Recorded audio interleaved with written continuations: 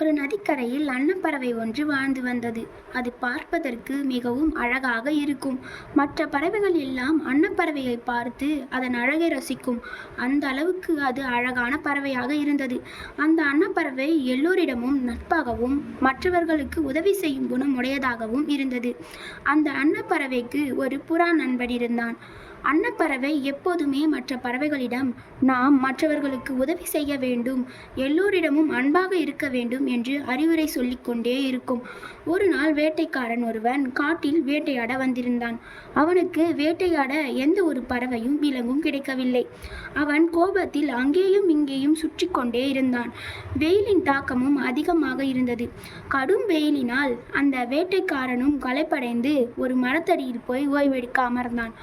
வேட்டைக்காரன் ஓய்வெடுத்து கொண்டிருந்த அதே மரத்தின் கிளையில் மேலே அன்னப்பறவை உட்கார்ந்திருந்தது. அன்னப்பறவை வேட்டைக்காரன் கீழே களைப்பாக இருப்பதை பார்த்து மேலே கிளையிலிருந்து கொண்டு அதன் சிறகினால் அவனுக்கு காற்று வீசி கொடுத்து கொண்டிருந்தது.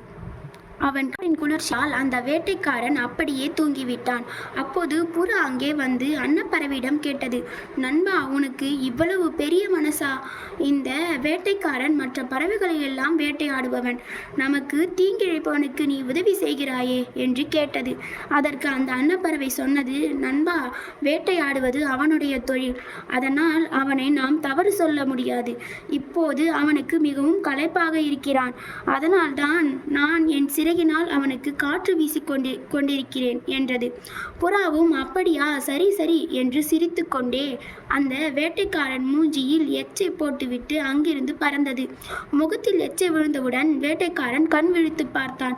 கண் விழித்து பார்த்தபோது மேலே கிளையில் அன்னப்பறவை உட்கார்ந்திருந்தது. அந்த வேட்டைக்காரன் அன்னப்பறவை தான் தன் முகத்தில் எச்சமிட்டது என்று கோபத்தில் தன் அம்பை எடுத்து அந்த அன்னப்பறவை மீது எய்தான்.